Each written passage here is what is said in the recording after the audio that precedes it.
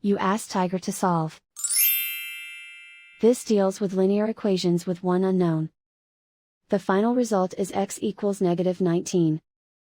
Let's solve it step by step. Simplify the expression. Expand the parentheses. Simplify the arithmetic. Group all constants on the right side of the equation. Subtract 72 from both sides. Simplify the arithmetic.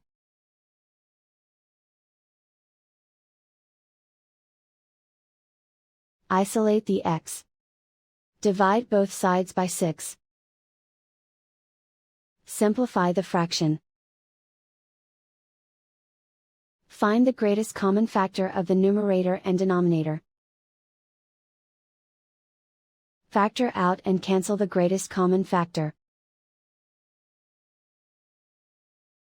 And so the final result is x equals -19.